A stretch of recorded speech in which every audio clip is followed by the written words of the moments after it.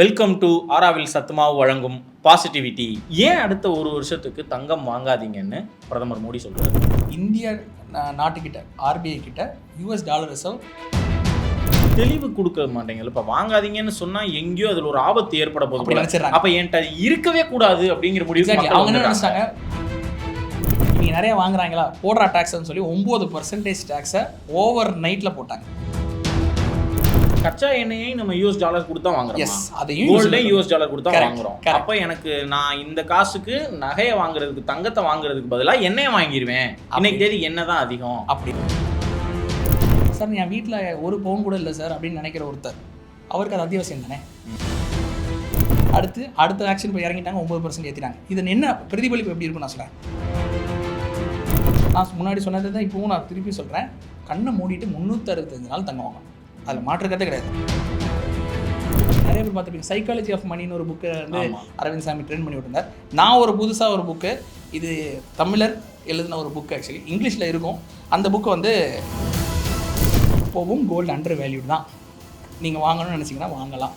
அந்த கடையில் நீங்கள் நகையாக வாங்குறீங்களா ஃபைனலாக அதில் எவ்வளோ வேஸ்டேஜ், அந்த வேஸ்டேஜை பற்றி எதாவது சொல்லியிருக்காங்களா? வேஸ்டேஜை பற்றி எதுவும் சொல்ல இருக்குது. யாருக்கிட்டையுமே கேட்கணும். ஆப்லேயே வந்து அந்த ஒரு ஸ்டாண்டர்டு ஃபேர் ஸ்ப்ரெட்டில் நீங்கள் வந்து செல் கொடுப்பீங்க, உங்கள் அக்கௌண்ட்டுக்கே பணமாக வந்துடும். சேவ் பண்ணி அதன் மூலமாக பெனிஃபிட் அடைஞ்சவங்க யாராவது உங்களுக்கு தேங்க் பண்ணியோ ஏதாவது சொன்ன மாதிரியான ஏதாவது சம்பவங்கள்லாம் அதுக்கப்புறம் எதுவும் நடந்துச்சா?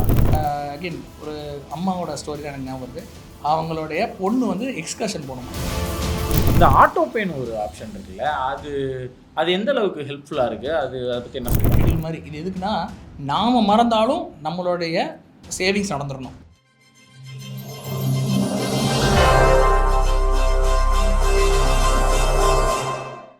முந்தானேத்து ஒரு 2 நாளைக்கு முன்னாடி பிரதமர் மோடி அவர்கள் ஒரு அனௌன்ஸ்மெண்ட் விட்டுருந்தாங்க. என்னன்னாங்க, அடுத்த ஒரு வருஷத்துக்கு யாருமே கோல்டு வாங்காதீங்க அப்படின்னு. அது மட்டும் கிடையாது, ஒரு ஒர்க் ஃப்ரம் ஹோமை எல்லோரும் ப்ராக்டிஸ் பண்ணுங்கள், உங்களுடைய வெட்டிங்ஸுக்கெலாம் வெளிநாட்டுக்கு போகிறது அதெல்லாம் கொஞ்சம் அவாய்ட் பண்ணுங்கள், ஏர்பிளேனுடைய இதெல்லாம் கொஞ்சம் அவாய்ட் பண்ணுங்கள், இந்த மாதிரிலாம் சொல்லியிருந்தாங்க. ஏன் அப்படி சொல்கிறாங்க? அவங்க சொல்லி ஒரு 2 நாளில் கோல்டுடைய ப்ரைஸ் வந்து ஒரு 9% கிட்ட இன்க்ரீஸ் ஆகிருக்கு. அதாவது இப்போ நம்ம வீடியோ எடுத்துகிட்டு இருக்க இந்த தேதி மே 13ஆம் தேதி 16,800 ரூபா 24 கேரட்.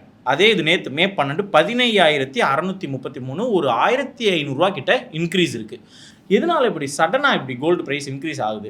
அதுக்கப்புறம் இந்த டிஜி கோல்டில் நிறைய பேர் இன்றைக்கி தேதிக்கு நம்ம இன்வெஸ்ட் பண்ணுறோம். அது இந்த கடைகள்லாம் நிறைய கடைகள் இருக்குல்ல, அதிலலாம் இன்வெஸ்ட் பண்ணுறோம். அந்த கடைகள்லாம் ஒரு 10 மாதத்துக்கான சீட்டு மாதிரி டிஜி கோல்டாகவே இருக்கும், நார்மல் கோல்டு இல்லாமல் டிஜி கோல்டாக இருக்கும். அதில் நம்ம போட்டோம்னா அந்த ஆப் இருக்குது, அந்த கடைகளுக்குன்னு ஒரு ஆப் இருக்குது. அதில் போட்டோம்னா ஒரு 75 நாளைக்கு இவ்வளோ, அடுத்த 75 நாளைக்கு இவ்வளோ, உங்களுக்கு போனஸ், உங்களுக்கு கிஃப்ட் இப்படிலாம் சொல்கிறாங்க. வேற ஆரா கோல்டுங்கிறதுல நீங்கள் வந்து மினிமம் அமௌண்ட் எவ்வளோலேருந்து வேணால் போட்டுக்கலாம். அதில் என்னென்ன பெனிஃபிட்? இப்போ இந்த கடைகளில் இருக்கக்கூடிய ஒரு டிஜிகோல்டு ஆப்பை நான் டவுன்லோட் பண்ணி போடுறதுக்கும் ஆரா கோல்டு டவுன்லோட் பண்ணி போடுறதுக்கும் எனக்கு என்ன பெனிஃபிட் இருக்குது அப்படிங்கிற மாதிரியான விஷயங்கள் எல்லாமே இன்றைக்கி நம்ம பார்க்க போகிறோம். மோஸ்ட்லி டேக்அவே என்னென்னா, கோல்டில் எப்போ எப்படி இன்வெஸ்ட் பண்ணால் எனக்கு நல்ல ரிட்டர்ன்ஸ் கிடைக்கும், இதுதான் ஓவராலாக இருக்க போகுது.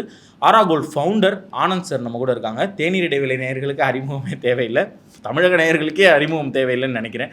நல்ல பரிச்சயமானவங்க, நம்மளுடைய ஷோக்கு வெல்கம் பண்ணலாம். வணக்கம் சார். வணக்கம், நன்றி. வணக்கம்.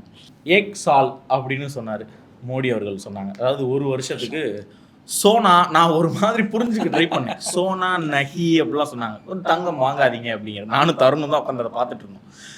ஏன் அடுத்த ஒரு வருஷத்துக்கு தங்கம் வாங்காதீங்கன்னு பிரதமர் மோடி சொல்கிறாரு? ஓகே, ஸோ தங்கம் வந்து நம்மளுடைய second highest imported commodity. First வந்து க்ரூட் ஆயில். நமக்கு வந்து வேறு இம்போர்ட் ஹெவி கண்ட்ரி அப்படின்னா, நம்ம எக்ஸ்போர்ட் பண்ணுறத விட இம்போர்ட் அதிகமாக பண்ணுறோம். அப்போது ஃபஸ்ட்டு வந்து க்ரூட் ஆயில், அது வந்து அத்தியாவசியம், ஒன்றும் பண்ண முடியாது. ரெண்டாவது கோல்டு. கவர்மெண்ட் கோல்டை வந்து ஒரு என்ன சொல்கிறாங்க, லக்ஸுரின்னு கேட்டகரைஸ் பண்ணுறாங்க. தேவையில்லை, அகைன் உயிர் வாழ்கிறதுக்குலாம் அத்தியாவசியம் இல்லை. அப்போது அதை வந்து நீங்கள் மக்கள் வந்து கிலோ கணக்கில் இல்லை, டன் கணக்கில் மொத்தம் நாடுகளும் கன்சியூம் பண்ணி டன் கணக்கில் கோல்டு கன்சியூம் பண்ணும்போது அதை நம்மளுடைய டெஃபிசிட்டை வந்து நம்ம வெளியிலேருந்து இம்போர்ட் பண்ணுறோம், வெளிநாடுகள்லேருந்து மறுபடியும் வாங்கி இந்தியாவுக்குள்ளே கொண்டு வரோம். அப்படி இருக்கும்போது அதை யூஎஸ் டாலரில் தான் வாங்குகிறோம்.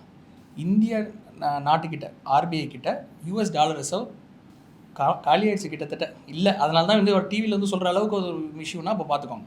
லாஸ்ட்டாக கொரோனாவில் பார்த்துருப்பீங்க. அதே மாதிரி இன்றைக்கி வந்து அதை டிவியில் வந்து இதை சொல்கிற அளவுக்கு அது ஒரு முக்கியமான விஷயம்னா, மக்கள் கோல்டு வாங்க வந்து திருப்பி உங்களோட கையில் இருக்க ஃபாரின் ரிசர்வ்லாம் எனக்கு செலவாயிட்டு இருக்கு அப்படின்னு அவர் சொல்கிறாரு. நீங்கள் வாங்கலைன்னா அகைன் இது வந்து இம்பேக்ட் எனக்கு தெரிஞ்சு பெருசாக இருக்காது ஆக்சுவலி ஸ்பீக்கிங். ஏன்னா சொன்னாலும் சொல்லலைனாலும் மக்கள் வாங்கி கொண்டே தான் இருப்பார்கள். நம்ம கோல்டு வாங்காதீங்கன்னு சொல்கிறதுனால வாங்காமல் இருக்க போகிறது இல்லை. ஏன்னா கல்யாணம் காட்சி நடந்துக்கிட்டே இருக்குது, நமக்கு வந்து அது ஒரு கல்ச்சர் கூட ட்ரெடிஷன் கூட அட்டாச் ஆகிடுச்சு.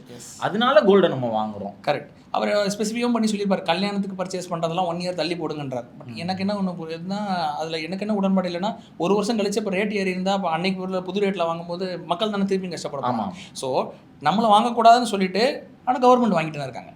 அவங்க வந்து கிலோலையும் டன்லையும் வாங்கி ஆர்பிஐயில் வச்சுட்டு இருக்காங்க. பிகாஸ் ஐஎன்ஆர் ஸ்ட்ரென்தன் பண்ணுறவங்க இதுக்கு பின்னாடி இருக்கிற ஐடியாலஜி புரிஞ்சுக்கணும். இந்திய ரூபாயை நம்ம வந்து ஸ்ட்ரென்தன் பண்ணுறதுக்கு இது ஒரு மெக்கானிசமாக ஃபாலோ பண்ணலாமா? ஏன்னா மக்கள் கோல்டு வாங்கலைன்னா நமக்கு ஆட்டோமேட்டிக்காக ஃபாரின் ட்ரெஸ்ஸோ கொஞ்சம் இருக்கும், ஐஎன்ஆர் கொஞ்சம் ஸ்ட்ரென்தனாகும்ன்றாங்க. என்ன கேட்டால் ரூபாய் 100 ரூபா போகிறத யார் நினச்சாலும் தடுக்க முடியாது. இப்போ 95 ரூபா 80 இருக்குது. நம்ம ஒவ்வொரு தடவையும் வீடியோ பண்ணும்போது யூஎஸ் டாலர் ஏறிட்டே தான் போயிருக்கே தவிர யூஎஸ் டாலருக்கான இந்திய ரூபாய் மதிப்பு 95 ரூபாய். முதல்ல வீடியோ பண்ணப்போலாம் வந்து 88 ரூபாய் அவ்வளோதான் இருந்துச்சு. இப்போ 95 ரூபா 80 இருக்குது. இன்னும் 96 ரூபாய் இன்னைக்கோ நாளைக்கு தொற்றுங்கிற நிலைமையில் இருக்குங்கிறது. 100 ரூபா தொடர்ந்து யாரும் மாற்ற முடியாது அன்ஃபார்ச்சுனேட்லி. அதுக்கு காரணம் என்னென்னா, அப்படி மாறணும், அப்படி ஆகணும்னு என்ன சார் பண்ணணும்? அதுக்கு ஒரு சொல்யூஷன் சொல்லணும்னா, நம்ம எக்ஸ்போர்ட் ஹெவியாக மாறணும். நம்ம நிறைய எக்ஸ்போர்ட் பண்ணணும் இம்போர்ட்டை விட. அது உடனே ஓவர் நைட்லேயோ ஒரு வாரத்துலேயோ ஒரு மாதத்துலேயோ மாறக்கூடிய விஷயம் கிடையாது. பட் பண்ணினால் நமக்கு நல்லது. இப்போ எக்ஸாம்பிளுக்கு எடுத்துக்கோங்களேன், சைனா எடுத்துக்கோங்க. எக்ஸ்போர்ட் ஹெவி கண்ட்ரி, அவன் எக்ஸ்போர்ட் அதிகமாக இருக்கும் இம்போர்ட்டை விட. அதனால் அவன் யுவான் வந்து ஸ்ட்ரென்தன் ஆகிட்டே போகுது. இது எக்கனாமிக்ஸ் பின்னாடி இருக்கிற விதி. பட் இதை பார்த்துட்டு நம்ம வந்து வாங்காமல், அகைன் அதை சொல்லலை, இந்த நியூஸை பார்த்து நிறைய பேர் வாங்காமல் இருக்கணும் போல், இல்லை இருக்கிற தங்கத்தை விற்றவங்களை பார்க்கும்போது எனக்கு ஆச்சரியமாக இருந்துச்சு. வாங்காதீங்கன்னு சொன்னாங்க, இருக்கிற தங்கத்தை கொஞ்சம் பேர் விற்கிறாங்க. அவங்கள நினச்சா ஏதோ ஒரு வகையில் அது ஒரு தெளிவு கொடுக்க மாட்டேங்கல. இப்போ வாங்காதீங்கன்னு சொன்னா எங்கேயோ அதில் ஒரு ஆபத்து ஏற்பட போகுது நினைச்சிடறாங்க. அப்போ என்கிட்ட இருக்கவே கூடாது அப்படிங்கிற முடிவு அவங்க என்ன நினைச்சாங்க. பிரதமர் எதனால அப்படி சொல்லியிருப்பார் அப்படின்னு நீங்கள் நினச்சிங்கன்னா, சப்போஸ் கோல்டு ரேட் கீழே உள்ள போது போல் அதனால் அவர் இப்படி முன்னெச்சரிக்கை கொடுக்குறாருங்கிற மாதிரி தப்பாக மக்கள் அவங்களோட ஓன் அண்டர்ஸ்டாண்டிங்கில் புரிஞ்சுக்கிறாங்க. அது ரீசன் கிடையாது, நான் சொன்னது தான் அதுக்கு பின்னாடி இருக்கிற ரீசன். ஸோ அப்படி பார்க்கும்போது, ஆனால் அதை சொல்லுவாங்களே, எதை செய்யக்கூடாதுன்னு சொல்கிறீங்களோ அதை தான் நம்ம மக்கள் செய்வாங்க. இங்கே சிறுநீர் கழிக்காதீர்னா அங்கே தான் கழிப்பாங்க, இங்கே குப்பை கொட்டாதீர்னா அங்கே தான். அதே மாதிரி வாங்காதீங்க சொல்கிறாங்க, அடுத்த நாள் மக்கள் நிறையா போய் வாங்குறாங்க. இது 2 நாள் நடக்குது. 3ஆவது நாள் இன்னைக்கு என்ன பண்ணாங்க தெரியுமா? இவங்க நிறைய வாங்குறாங்களா, போடுறா டேக்ஸ்ன்னு சொல்லி 9% டேக்ஸை ஓவர் நைட்டில் போட்டாங்க. நேற்றுக்கும் இன்னைக்கும் நீங்கள் சொன்ன மாதிரி 1200லேருந்து 1500 ரூபாய்க்கு ஒரு கிராமுக்கு ஏறி இருக்குங்க. அப்படிங்கிறது வந்து இந்தியாவில் மட்டுமே, உலக நாடுகள் அவ்வளோ ஏறலை. அதுக்கு காரணம் வந்து இந்தியாவுக்குள்ளே உள்ள வர்ற தங்கத்தின் மேலே 9% டேக்ஸை போட்ட உடனே தங்கத்தின் விலை ஓவர் நைட்டில் இப்படி ஷூட்டப் ஆகுது. இதன் வெளிப்பாடாக நிறைய பேர் வாங்க மாட்டாங்கிறது அவங்களோட கருத்து. ஆனால் இப்போ இது வந்து நிறைய பேர் வாங்கக்கூடாதுங்கிறதுக்காக திரு மோடி அவர்கள் இந்த மாதிரி பண்ணியிருக்காங்கன்னு நீங்கள் சொல்கிறீங்க. அப்படி பார்த்தாலுமே இப்போ 22 கேரட்டை பொறுத்த வரைக்கும், அதாவது தங்கமாக நம்ம வாங்குறோம்னு நகையா, அது பார்க்கும்போது இன்றைக்கி 17,400 ரூபா தான் இருந்துச்சு. ஆனால் கொஞ்சம் ஒரு 3 மாதத்துக்கு முன்னாடி 17,000 தொட்டுட்டு 18 தொடுற மாதிரி போச்சு. அப்போ கூட வாங்கிட்டு தானே இருந்தோம். கரெக்ட், அப்போவும் வாங்கிட்டு தான் இருந்தோம். ஆமாம், அவங்களுக்கு ப்ரைஸ் பிரச்சனை கிடையாது. இப்போ கையில் வந்து இப்போ எப்படின்னா, அதான் சொல்லலை, கையில் பணம் இருக்கிற வரைக்கும் பிரச்சனை கிடையாது. பணம் தீர்ற மாதிரி இப்போது ஈரான் வார் வந்ததுனால நமக்கு கச்சா எண்ணெய் வேலைலாம் கட்டாமல் ஏறிச்சு. அப்போ கச்சா எண்ணெய்க்கு தான் பணம் அலோகேட் பண்ணணும்னு கவர்மெண்ட் நினைக்கிறாங்க.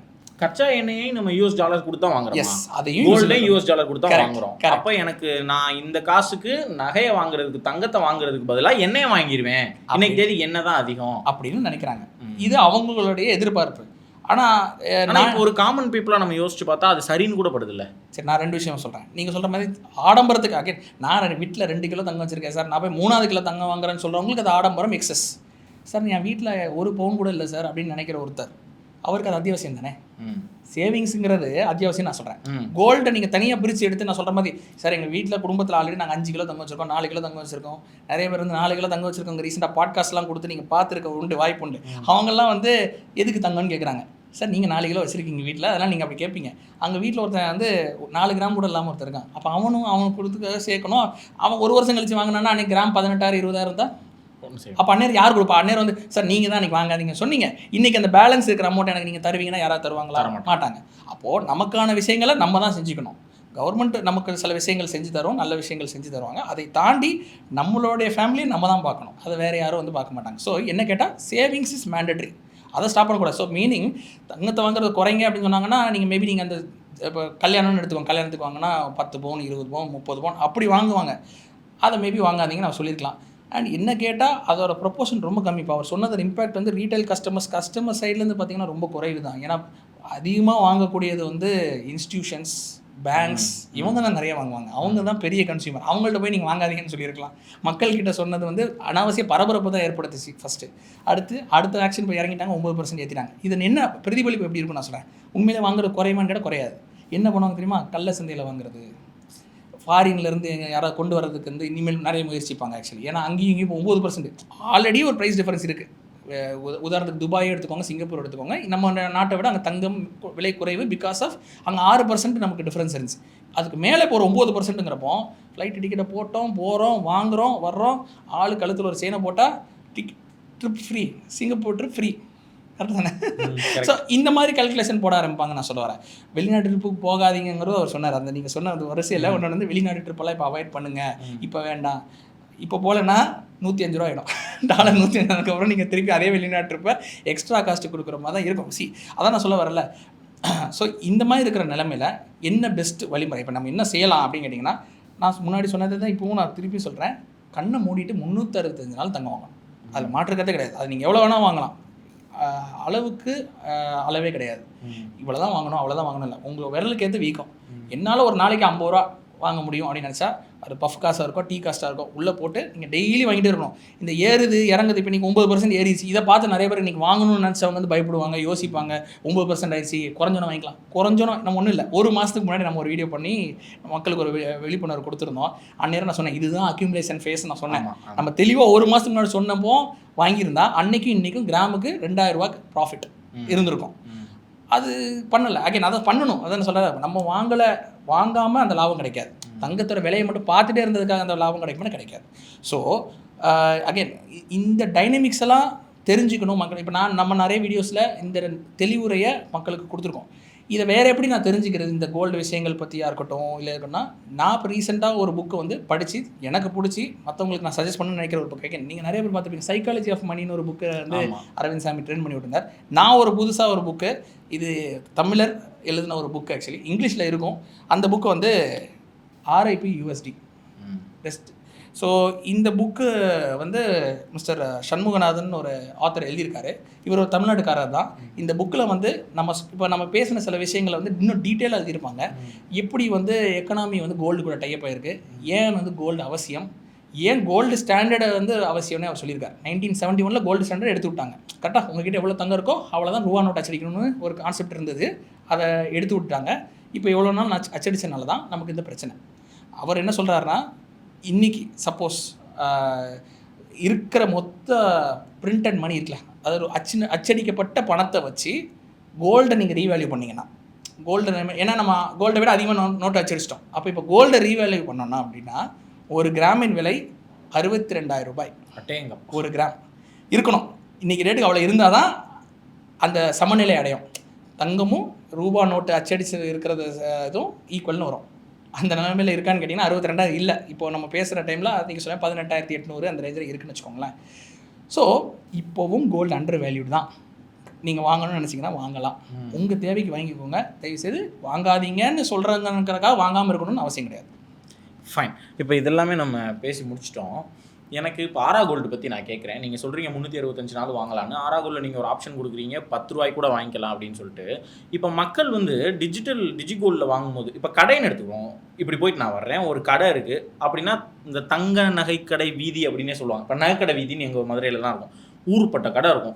இதில் பெரிய பெரிய கடைகள், விளம்பரத்தில் காட்டுற கடைகள்லையும் மக்கள் போய் வாங்குவாங்க.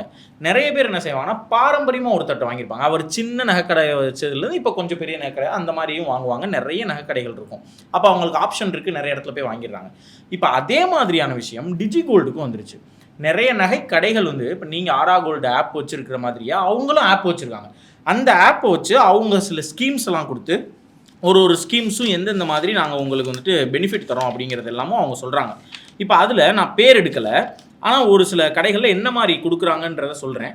அதை விட உங்கள்கிட்ட போட்டால் எனக்கு என்ன பெட்டருங்கிறத நீங்கள் சொல்ல பாருங்க. இப்போது ஒரு கடை இருக்குது, அங்கே வந்து மொத்தமே 300 நாள் நான் நகை வாங்கிக்கலாம், எப்போ வேணால் வாங்கிக்கலாம், என்ன வேணால் வாங்கிக்கலாம். நீங்கள் 365 நாள் வாங்கிக்கலாம்னு சொல்கிறீங்களா, அவங்க 300 நாள் வாங்கிக்கலாம்னு சொல்கிறாங்க. நான் வந்துட்டு மினிமமாக $100 போடணும். நீங்கள் $10 வச்சுருக்கீங்க.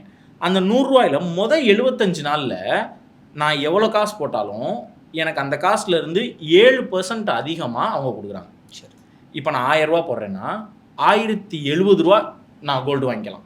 இப்போ நான் ஒரு 10,000 ரூபா போடுறேன்னா 10,700 ரூபாய்க்கு நான் கோல்டு வாங்கிக்கலாம். இதுதான் முதல் 75 நாளைக்கு. அடுத்த 75 நாளைக்கு அது 5% ஆகுது. அடுத்த 75 நாளைக்கு அது 3% ஆகுது. அடுத்த 75 நாளைக்கு அது 1% தராங்க. ஏன்னா நீங்கள் ஸ்டார்டிங்லேயே முதல் 75 நாளில் நிறைய காசு உங்களை போட வைக்கணும் அப்படிங்கிறதா நோக்கமாக இருக்குது. இப்போ இந்த 300வது நாளுக்கு அடுத்து அந்த 30 நாள், அடுத்த 30 நாளில் நீங்கள் காசு போட முடியாது, உங்களால் பொருளும் வாங்க முடியாது. அது வந்துட்டு மெச்சூரிட்டி பீரியட் அப்படின்னு சொல்லுவாங்க. அந்த 330வது நாளைக்கு அப்புறமா நீங்கள் எவ்வளோ அமௌண்ட்டு அன்றைக்கி தேதிக்கு போட்டிருந்த காசில் சேர்த்து எவ்வளோ கோல்டு வாங்கியிருக்கீங்களோ அந்த கோல்டு அவங்க கடைக்கு நேரடியாக போய் அதே கிராமில் அதே அமௌண்ட்டில் நம்மளால் வாங்க முடியாது. கொஞ்சம் கூட வரும், கொஞ்சம் குறைய வரலாம். இதெல்லாம் பார்த்து கால்குலேட் பண்ணிவிட்டு உங்களுக்கு வந்து நகை நீங்கள் எடுத்துக்கலாம் அப்படிங்கிற மாதிரி ஒரு ஆப்ஷன் சொல்கிறாங்க.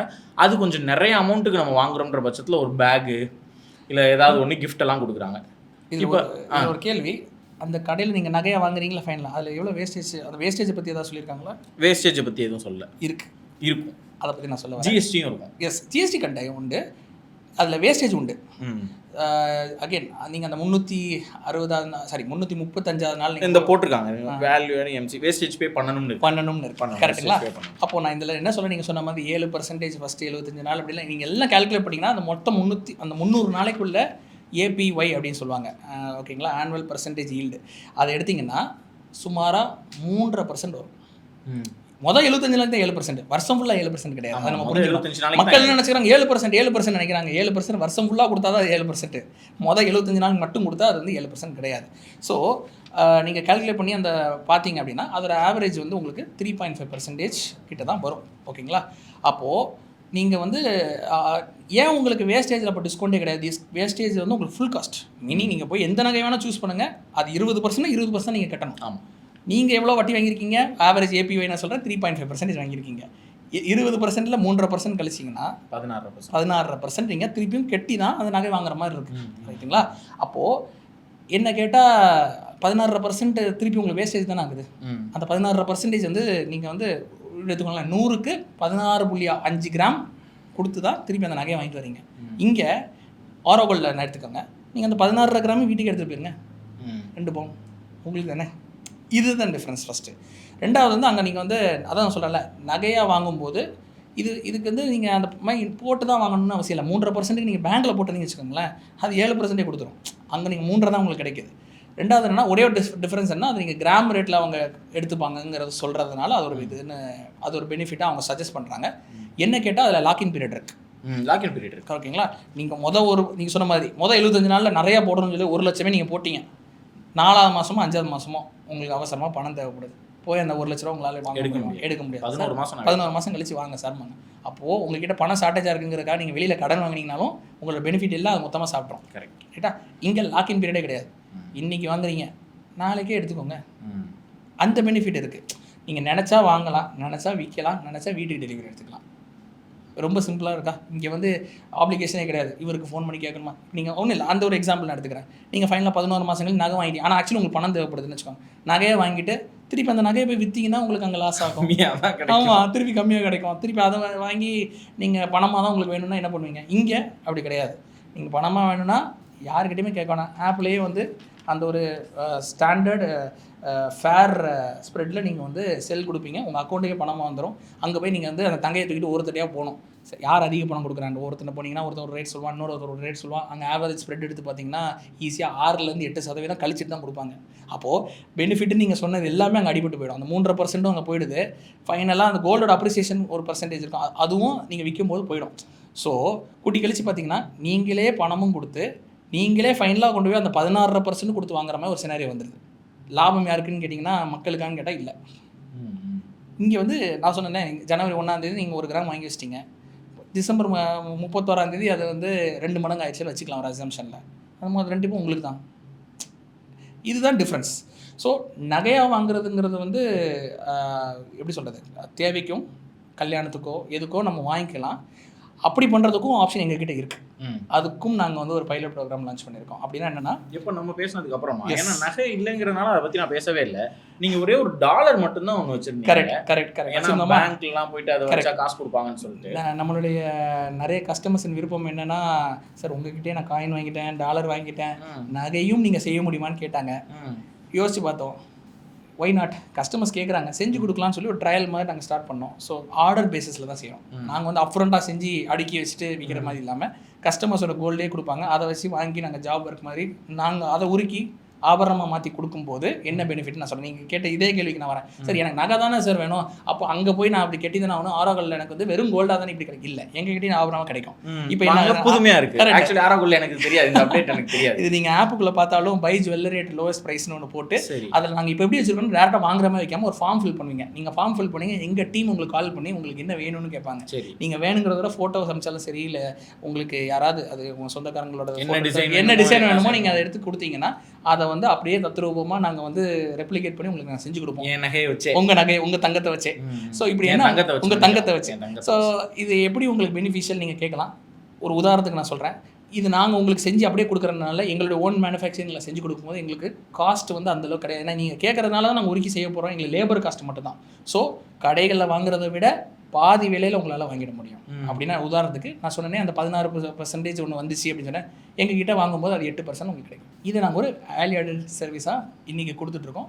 மக்களும் ஹாப்பியாக இருக்காங்க. ஸோ அப்படி பண்ணும்போது யோசிச்சு பாருங்கள், கடைசியில் எண்ட் ஆஃப் த டே கூட்டி கழிச்சு நீங்கள் ரெண்டையும் எழுதி ரெண்டும் இப்படி எடுத்திங்கன்னா ஆரோக்கியம் கம்மியாக இருக்கும். டிஜிகோல்டுங்கிறத பொறுத்த வரைக்கும் இன்றைக்கி தேதிக்கு உங்களுடைய கிளைம் என்னென்னா பெஸ்ட் இந்த பிஸ்னஸ் நீங்கள் தான். ஆமாம், ஃபைன்.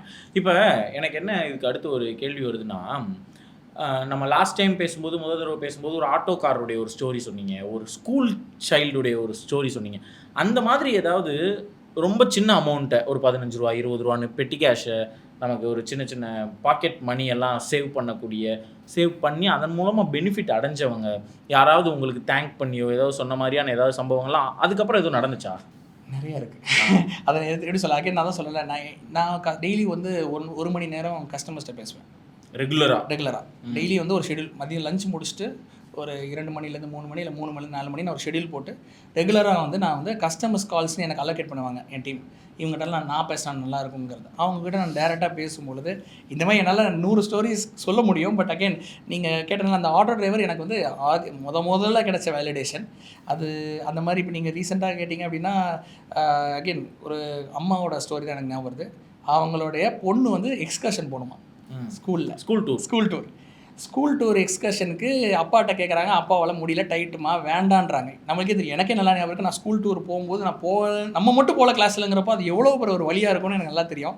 எனக்கு என்ன அவங்க எனக்கு சொல்கிறாங்க, அந்த மாதிரி என் பொண்ணு வந்து கேட்குறா என்கிட்ட, எனக்கு என்ன எங்கள் ஹஸ்பண்ட் வந்து முடியாதுமா பொண்ணுகிட்ட வேணான்னு சொல்லி கன்வின்ஸ் பண்ணிட்டு இருந்தால் என்கிட்ட சொன்னாங்க. நான் உடனே ஆரோவில் என்னோட இருந்த அமௌண்ட் வச்சு அவன் டூர் போயிட்டு வந்துட்டான்றாங்க. ஓகே, அவங்க கையில் இருந்த கோல்டை அஃப்கோர்ஸ் ஏன்னா டக்குன்னு அவங்க வித்துடலாம் நினச்சா விற்றாங்க. அக்கௌண்ட்டுக்கு பணம் வந்துச்சு, நீ ஸ்கூல் ட்ரிப் போகிறேன்னு சொல்லி அந்த பொண்ணோட கனவு. அந்த பொண்ணு பயங்கர ஹாப்பி. என் பொண்ணு செம ஹாப்பி சார், எனக்கு இதோட என்ன சார் வேணும். அந்த இடத்துல இப்படி எடுக்கணும். நான் வந்து நானே தான் சொல்லியிருக்கேன் தங்கத்தை விற்கக்கூடாது, அதை நீங்கள் சேர்த்துக்கிட்டே இருக்கணும் அப்படின்னு. அந்த இடத்துல எனக்கு வந்து அந்த பொண்ணு சிரிக்கிறது தான் தங்கம்னு நான் சொல்கிறேன். புரியுதுங்களா? அந்த பொண்ணு வந்து ஹாப்பி, ட்ரிப்பு போயிட்டு வந்துட்டா. அவங்க அதான் சொல்லலை, அவங்க வந்து ஒர்க் போகிற மாம் கிடையாது. அவங்க வீட்டில் இருந்து அவங்க ஹஸ்பண்ட் போயிட்டு வந்து கொடுக்குற அமௌண்ட்டை இவங்க ஆரோவில் சேவ் பண்ணிட்டு வந்திருக்காங்க. அந்த அமௌண்ட்டை சேவ் பண்ணி அந்த பொண்ணு வந்து ட்ரிப்பு போயிட்டு வந்தோடனே எனக்கு கால் பண்ணி நான் பேசும்போது அவங்க எனக்கு இதை சொல்லும்போது எனக்கு ரொம்ப நெகிழ்ச்சி. ஓகே, நம்மளுடைய மக்கள் ஹாப்பினா நானும் ஹாப்பி. ஃபைன். இந்த ஆட்டோ பேன்னு ஒரு ஆப்ஷன் இருக்குல்ல, அது எந்த அளவுக்கு ஹெல்ப்ஃபுல்லாக இருக்குது, அதை பற்றி என்ன சொல்கிறாங்க? ஸோ நம்மக்கிட்ட ஆட்டோ பேல 3 மெத்தட் உண்டு. Daily, weekly, monthly. சரிங்களா? இது வந்து ஷெடியூல் மாதிரி. இது எதுக்குன்னா நாம் மறந்தாலும் நம்மளுடைய சேவிங்ஸ் நடந்துடணும். அட்வான்டேஜ் என்ன அப்படின்னு கேட்டிங்கன்னா டெய்லி போடுறது பெட்டர். நான் மக்களுக்கு கண்டிப்பாக சொல்லுறது, பார்க்குறவங்க கண்டிப்பாக ஒரு டெய்லி டெய்லி 50 ரூபாங்கிறது எல்லாராலையும் நீங்கள் முடியும், யாராக இருந்தாலும் முடியும். வேலைக்கு போகிறதோ இல்லை சம்பாதிக்கிற யாராக இருந்தாலும் டெய்லி ஒரு 50 ரூபா எடுத்து டீ காஸ்ட்டு எடுத்து போட்டுடணும். அதை வந்து கணக்கு பார்த்துக்கிட்டே நல்லா ரேட்டுக்கு ஏறி இருக்கா இறங்கியிருக்கான் பார்க்குறதுக்கான நம்மளே கிடையாது. இது வந்து என்னுடைய ஃப்யூச்சருக்காகன்னு எடுத்து வச்சிடணும். லாங் டேர்ம் இன்றைக்கி வாங்கிட்டு நாளைக்கு அதை விற்கக்கூடாது. சரிங்களா? ஸோ அது வந்து டெய்லி 50ஓ 100ஓ ஆளாளுக்கு அவங்களோட விரலுக்கு ஏற்ற வீக்கம். நான் மறுபடியும் சொல்கிறேன், நான் டெய்லி 1000 ரூபா ஆட்டோ சேவிங் போடுற கஸ்டமர் பார்த்துருக்கேன், டெய்லி 5000 ரூபா ஆட்டோ சேவ் போடுற கஸ்டமரையும் நான் பார்த்துருக்கேன். அவரெல்லாம் ஒரு பிஸ்னஸ்மேன், திருப்பூரில் ஒரு பெரிய கம்பெனி ரன் பண்ணுறாரு. அவர் எங்கள் ஆப்பில் டெய்லி 5000 ரூபாய்க்கு கோல்டு வாங்குறாரு. ஸோ எல்லா தட்டு மக்களும் நம்மள்ட்ட இருக்காங்க. நான் ஒரே ஒரு ஃபார்முலா ஒன்று தான், அதில் போடுற அந்த நியூமினேட்டர் டினாமினேட்டர் உங்களுக்கு ஏற்ற மாதிரி போட்டுக்கோங்க. ஸோ ரொம்ப thank you so much for your time. இதில் இன்னொரு விஷயத்தை சேர்த்து சொல்லிக்கிறேன். இந்த ஆட்டோ சேவிங்கை பற்றி நீங்கள் ஸ்பெசிஃபிக்காக கேட்டனால நாங்கள் இப்போ நல்லா யோசிச்சு பாருங்கள், ஒருத்தர் கன்சிஸ்டண்ட்டாக டிசிப்ளின்டாக இருக்கிறவரை யாராவது ஒருத்தர் ரிவார்ட் பண்ண நல்லா இருக்கும்ல. ஆமாம். நான் அப்போது அந்த ரிவார்டை நாங்களே எப்படி பண்ணுறோன்னா, அவங்களுக்கு மட்டும் கிராமுக்கு 50 ரூபா டிஸ்கவுண்ட் நாங்கள் கொடுக்குறோம். உதாரணத்துக்கு நான் சொல்கிறேன், கிராம் ரேட் 16,000ன்னு வச்சுக்கோங்க. நீங்கள் ஆட்டோ பேயில் வாங்கும்போது உங்களுக்கு 15,950 ஆகும். ஓகே, உங்களுக்கு மட்டும் அந்த ரேட் புரியுதுங்களா? நார்மலாக வந்து ஒரு ஒன் டைம் வாங்கிட்டு போகிறவங்களுக்கு 16,000 தான் ரேட்.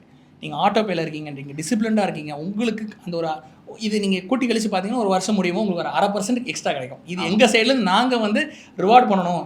ஏன்னா ஒருத்தர் டிசிப்ளின்டாக இருக்காருன்னா அவர் யாராவது ஒருத்தர் தட்டி கொடுத்து நல்லா இருக்கும் அப்படிங்கிற மாதிரி சொல்லணும். அது நாங்கள் செய்கிறோம். அதனால தான் அந்த discount only for auto pay customers. So இந்த வீடியோ பார்த்துட்டு இருக்கவங்க எவ்வளோலாம் பார்க்குறாங்க, 10 ரூபாய்க்கு ஆட்டோ பே கஸ்டமர் இருக்காங்க. யாருன்னு கேளுங்க. அந்த கஸ்டமர் யாருன்னு சொன்னால் நீங்கள் சிரிப்பீங்க. காலேஜ் ஸ்டூடெண்ட் பையன் சொல்கிறான், எனக்கு எங்கள் அப்பா எனக்கு வந்து 30 ரூபா கொடுப்பாரு டெய்லி, 20 ரூபாய்க்கு சமோசா சாப்பிட்டு 10 ரூபா ஆட்டோ பேல போட்டுறேன்றான். ஸோ நமக்கு அடுத்த ஒரு ஜென்ரேஷன் நீங்கள் பார்த்தீங்கன்னா ஜென்சீஸ்னு நம்ம ஒரு சைடில் ஆன்லைனில் பேசினாலும் ஜென்சீஸ் பொறுப்பாக இருக்காங்கிறதையும் நான் பார்க்குறேன். அவங்களுக்கு வேணுங்கிறது ஒரு டூல் தான். ஜென்சீஸ் நம்ம கத்தியை வச்சு கொலையும் பண்ணலாம், ஆப்ரேஷனும் பண்ணலாம். அது எப்படி பண்ணுறோங்க. ஸோ அவங்களுக்கு கரெக்டான டூல்ஸை நம்ம கொடுக்குறோம். அது ஆரோக்கியம் போய் சேர்த்துருக்குன்னு நான் நம்புகிறேன். ஸோ காலேஜ் ஸ்டூடெண்ட்ஸில் இருந்து துப்புரவு தொழிலாளர்கள் இருந்து ஐடி கம்பெனியில் வேலை பார்க்குறவங்கள சரி பிஸ்னஸ் மேன் வரைக்கும் ஆரோகோல்ட் ஆப்பை எல்லா சமூகத்தினரும் யூஸ் பண்ணுறாங்க. மகிழ்ச்சி. Thank you so much for your time.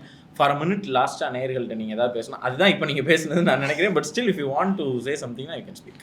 So again இப்போ இந்த ரீசெண்டாக அந்த 9% டேக்ஸை ஏற்றிட்டாங்க, இப்போ நம்ம வாங்குறத விட்டுறலாமா அப்படின்னு கேட்டிங்கன்னா தயவுசெய்து சொல்கிறேன், யாருக்குமே வந்து கோல்டு இன்னும் எவ்வளோ கீழே போகும் இல்லை எப்போ குறையும் யாராலையும் சொல்ல முடியாது.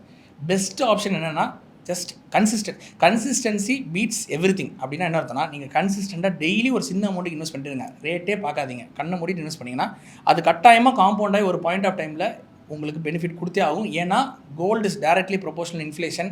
இப்போ நடக்கிற விஷயங்கள்லாம் அவர் டிவியில் பேசுனது வந்து இன்ஃப்ளேஷனை குறி வச்சு தான் சொல்லியிருக்காங்க. விலையேற்றம் வரப்போகுது, யாரும் வந்து ஸ்கூலுக்கு நேரில் போகாதீங்க, வீட்டிலேருந்து பண்ணுங்கள்.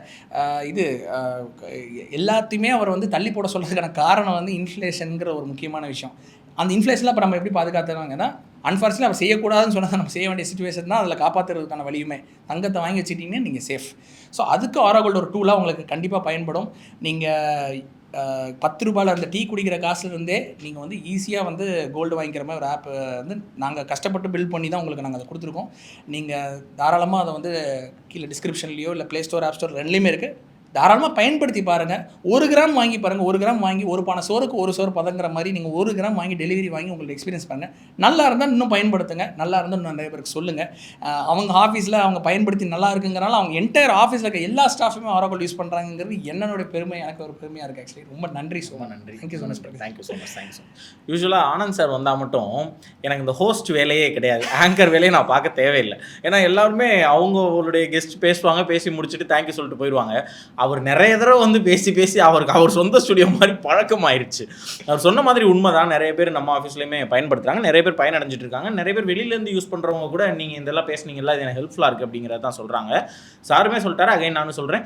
ரொம்ப ஜென்சி பசங்களாக இருக்கட்டும், இல்லை வேலை செய்கிறவங்களா இருக்கட்டும், யாராவது டிஜிட்டலி டிரான்சாக்ஷன் இல்லை கடை வச்சிருக்கிறவங்க, சின்ன கடைகள்லாம் வச்சிருக்கிறவங்க, பேடிஎம் முன்னாடி வச்சு டிரான்சாக்ஷன்லாம் பண்ணுறோம்ல, அப்போ நம்ம அக்கௌண்ட்டுக்கு வர்ற காசை டைரெக்டாக ஒரு சேவிங்ஸ் வந்து நம்ம கண்ணுக்கு தெரியாமல் நம்ம அனுப்பாமல் அதுவாகவே எடுத்துக்கிறோம் அப்படிங்கிற மாதிரி இருக்குது. அது கோல்டில் எடுத்துக்கிற மாதிரி இருக்குங்கிறது ஒரு நல்ல ஆப்பர்ச்சுனிட்டி தான்.